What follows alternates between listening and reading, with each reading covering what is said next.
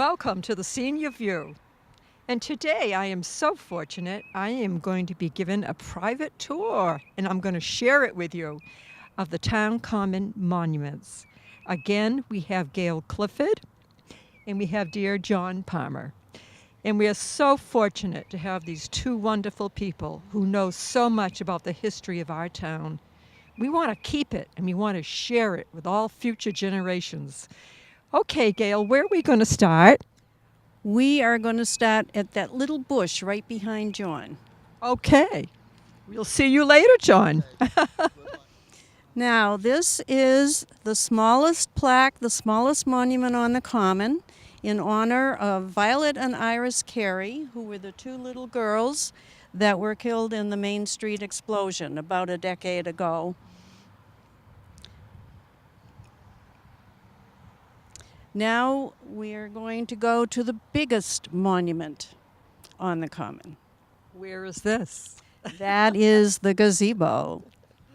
So, Mary, we are now standing in front of the largest monument on the Common. This is the Veterans Memorial Gazebo, the newest one. It replaced an older one that was beginning to deteriorate. This one is ADA compliant.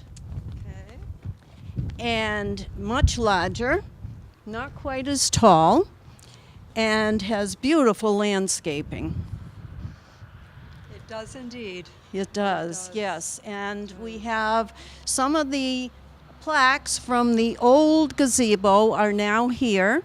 Ernie Fecto, a longtime Hopkinton resident, was very instrumental in getting the Veterans Gazebo set up, the original one. And we have a plaque here, excuse me for walking in front of you, here that commemorates Ernie.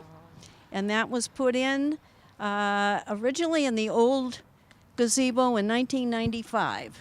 This gazebo was built 2009, so it was moved over. And then we'll walk around this way a little bit. There's another plaque. Okay, we're going around the side of the gazebo here. This is another plaque that was brought in from the old gazebo. It's a little buried in the bushes there, but I'll read exactly what it says.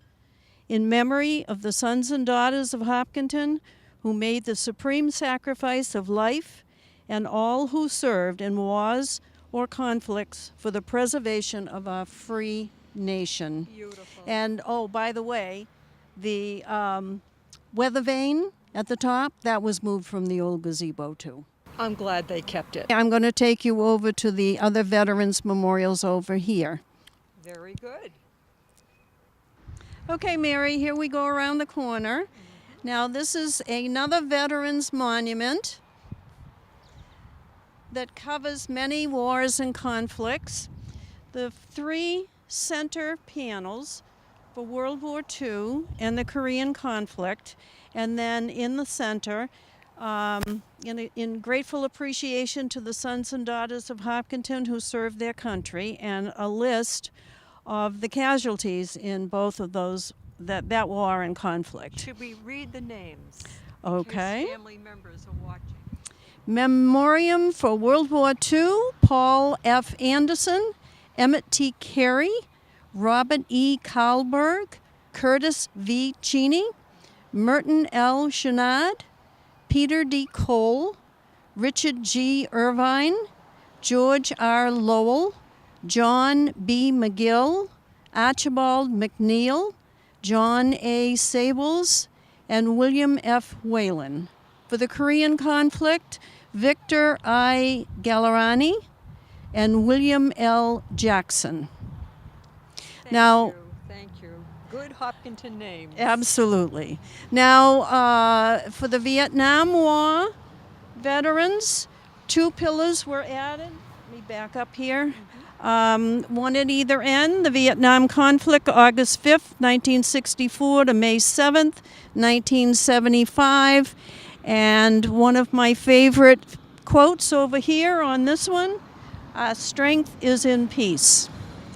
Then later on, with all the conflicts going on in the world, we have two more separate pillars one on either side, and they cover conflicts from alphabetically from Afghanistan, I can't say it right, to Somalia. And on top of this one, there is a quote, "Where liberty dwells, there is my country." Benjamin Franklin, March 1783. And on this side, answering the call for freedom. And at top is that wonderful quote from John F. Kennedy. "And so, my fellow Americans, ask not what your country can do for you, ask what you can do for your country." Beautiful.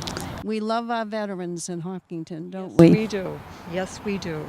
Okay, Mary, I'm going to send you off to John, who's going to take you over to the Doughboy statue, another veterans. Thank you so much, Gail.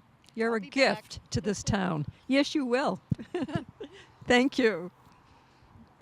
Hi, John. Hi, Mary. How nice of Welcome to the Doughboy. Thank you. Thank you. So this is a Doughboy statue, very famous, well photographed, particularly around the time of the marathon. It gets a lot of photographs. It was put up in 1931. It was dedicated.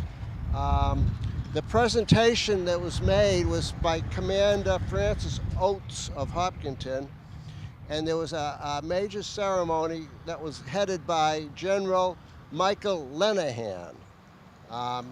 The ceremony included a parade, speeches, blessings, salute, taps, and all the church bells rang during that ceremony.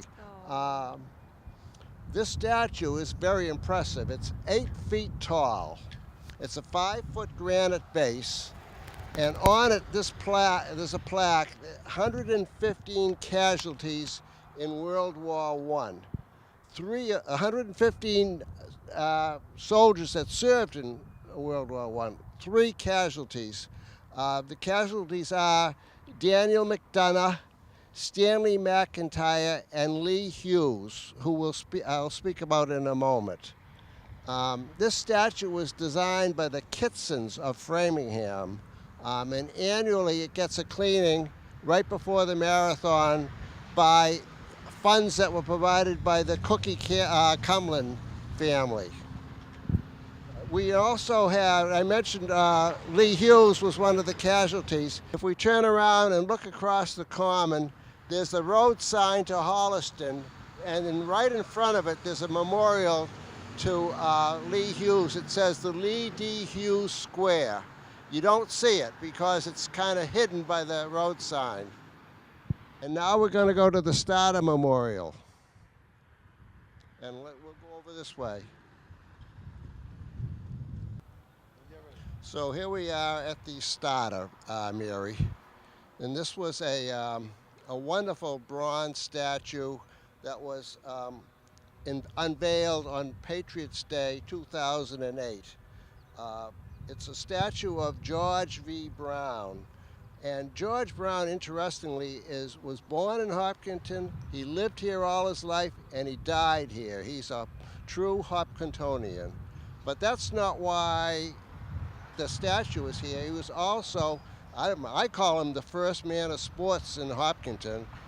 He wasn't the athlete. He was the manager and the founder and the inspiration. But he gave his life to amateur sports and professional sports. He was a director of the BAA, Boston Athletic Association. He was a starter of the marathon from 1905 to 1937, and that's why the name is of the statue is the Starter. And if you'll notice across the street, there's the starting line for the marathon, which we just had. Okay.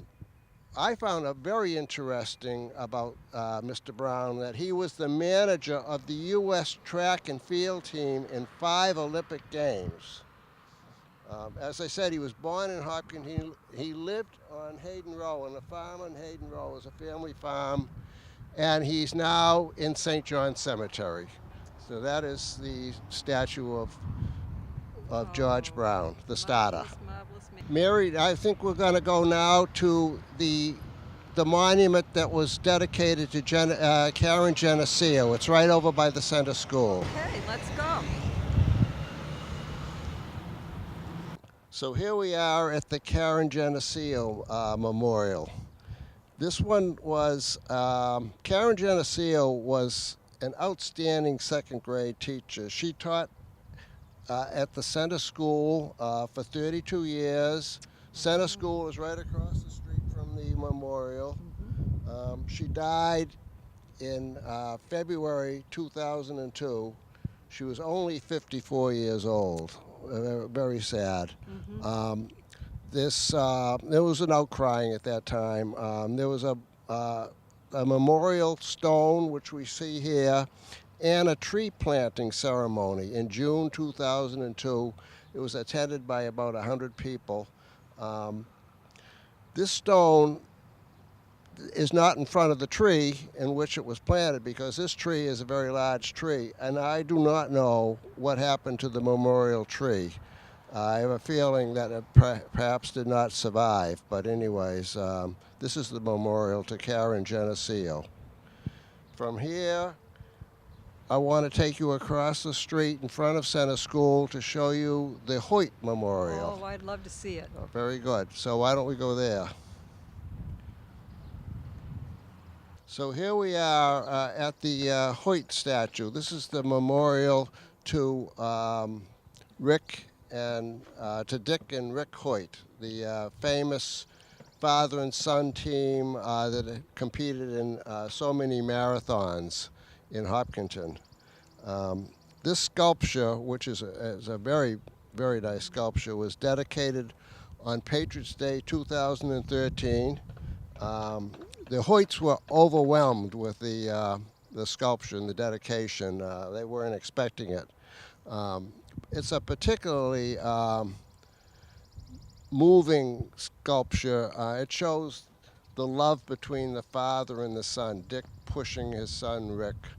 And it also shows the determination of the human spirit, how this can take place. I mean, the challenges they had.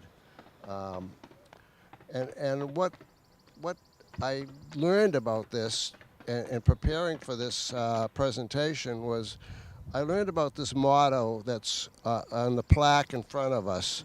It says, "Yes, you can." Yes. And I took that to heart because, I mean, they showed us it can be done. And it's just very impressive. It made a big impression on me. Anyways, the statue was commissioned by John Hancock Financial, and it was sculpted by Mike Tabor from Texas. Very nice, very nice monument. So from here, we're going to go across to the Common again. Okay, here we go. Hi, Mary. We are now standing in the Johnny Kelly Crossing. The plaque itself is over here. It says Johnny Kelly Crossing.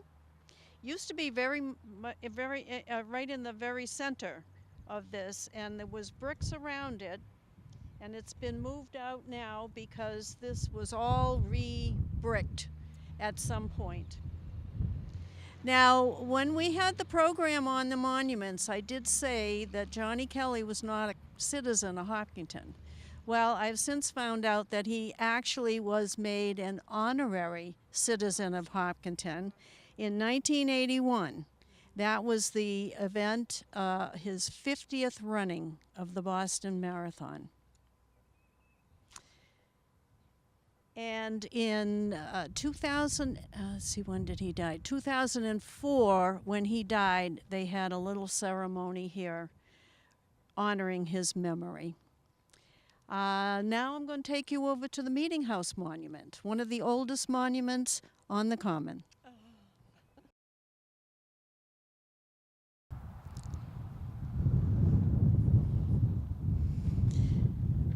Where are you?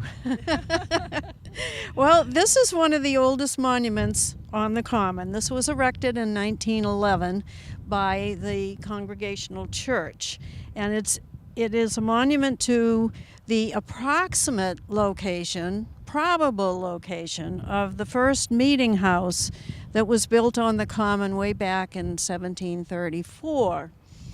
And this is pink granite, very world famous pink granite from the Norcross Quarry on Granite Street, right here in Hopkinton. Yes. And the plaque, the bronze plaque, which was done by a man in Ashland, shows Puritans that are on their way to services. And I can't even read that because it's in the shadow.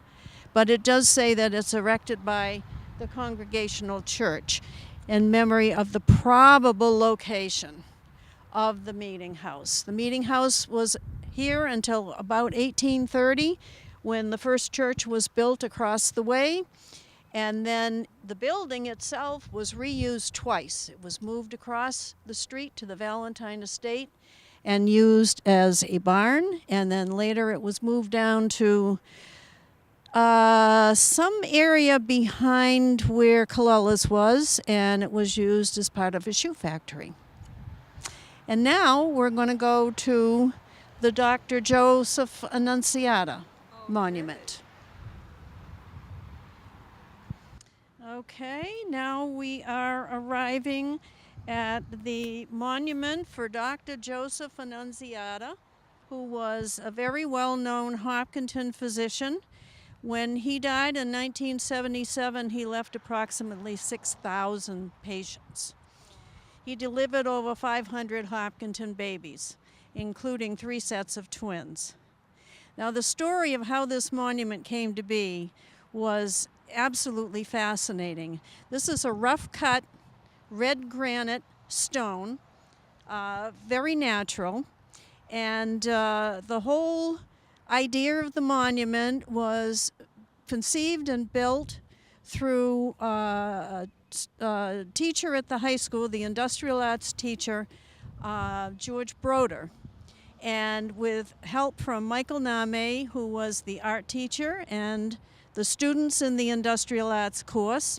They actually cast the plaque, which is a depiction of the profile of Dr. Joe, as he was affectionately known. And on the stone it says doctor, counselor, and friend, and the dates of birth and death. And now the next monument is the other oldest monument on the Common, which is the fountain.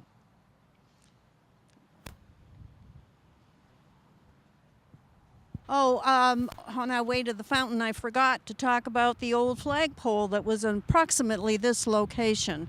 The old pictures, especially from the 1900s, show a very tall flagpole right about this area opposite the church.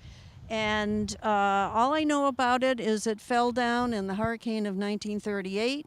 They did put it back, but later on it was moved up to what's now the middle school. Whether it's there still, I kind of doubt it, but I wonder. I don't know any more about it. So now we'll go on to the fountain. Okay. Well, here's the Claflin Fountain. This was 1908 was actually started, was actually built, installed, and the water was turned on. It was a willed gift to the town by Charles Claflin, who was the son of another Charles Claflin and Anne Marie Valentine Claflin. They lived in this house over here at 2 Park Street, and he wanted the fountain erected in a spot where if they were still in the house, they could see it from the house. So that's why this spot was selected. Special? How special? It was special, and unfortunately, it was a willed gift because he passed away unexpectedly at a very young age. The fountain itself has had some damage over the years. And it started out with the 2 tiers above the bottom, And then 1938 hurricane again, and some vandalism in the 1960s reduced it to 2 tiers. It's recently been restored and repainted, and it is turned on in season, which should be soon, hopefully. We won't get any more snow. And we enjoyed the dedication ceremony, rededication ceremony at the 300th anniversary in 2015. Yes, yes. And now I'm going to pass you back on to John, and he's going to talk Okay. about the horse trough. Okay. So, Mary, we have here the John B. Moore Huss Trough. Now, this Huss Trough, it's a planter now, as you can see, but this Huss Trough was in use around 1900, and it was right dead in the middle of the intersection on Hayden Row and Main Street, right square in the middle of the road there for many years. The road, of course, at that time was gravel. And it got retired when the motor vehicles came along, and the horse and buggy no longer was the means of travel. But anyways, we have the original Huss Trough here. It's back in the location approximately where it used to be. There's a bronze plaque that says it honors John Burgess Moore. And it was in 1891. Mr. Moore, I've done some research on Mr. Moore. He was a very, very prominent resident. He was active in town. He had a home on Hayden Row, and interestingly, he was in the meat business. He had a store and slaughterhouse on Hayden Row, which is 88 Hayden Row, which is the building right between the water tank and the middle school. There's a little school building there, and that was part of his property. He was a wholesaler of meat. Mr. Moore was also involved in town government. He was the superintendent of streets at that time. And I'm pleased to be able to show you this monument. From here, we're going to go and take a look at the Broda water fountain. So here we are at the Broda water fountain. This fountain was installed in 1988. It was inspired by Ernie Fecteau. It was in honor of George Etienne Broda, and that was the school teacher's George Broda, his father. The father was devoted to Hopkinton in its youth. He had a long time involvement in the Kiwanis Club and the Key Club. And this was in his memory, and guess what? I just checked it, and it works.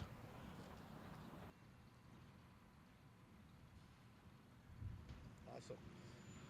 Thank you so much, Gail. Thank you, John. You're welcome. This has been such a wonderful walk through our beautiful town common and seeing the monuments that mean so much to each one of us. Well, now let me see. Now, if I wanted to learn more about the history of Hopkinton, where would I go? Well, you would want to go down to the Hopkinton Historical Society on Hayden Row. We have open hours currently on Monday from 2 to 5, and when the warmer weather gets here, we'll be open Thursday from 5 to 7. Anybody can come in. We'll show you around. We have lots of exhibits, lots of things to look at, not just on the common, but on many other subjects. Thank you so much. Thank you for your good words. You're welcome. Wonderful. And thank you for watching, and you have a good night.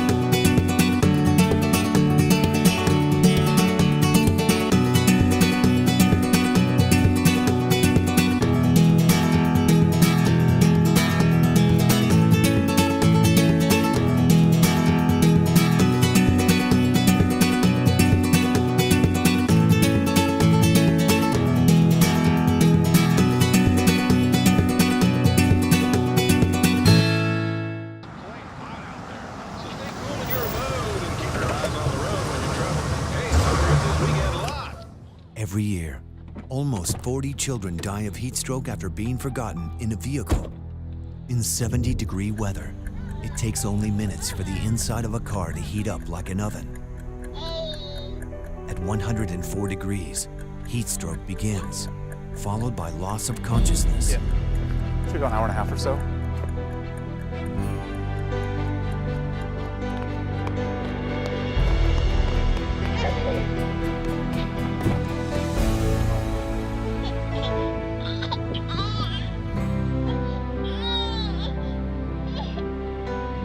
Leave without your child, live without them forever. Look before you lock. Brought to you by Kids in Cars. United Way fights for the health, education, and financial stability of every person in every community. Will you?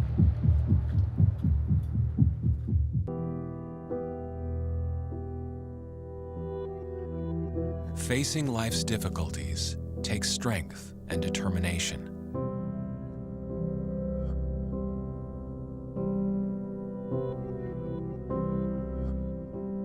Whether it's physical challenges or struggles you can't see, it takes strength to ask for help when you need it.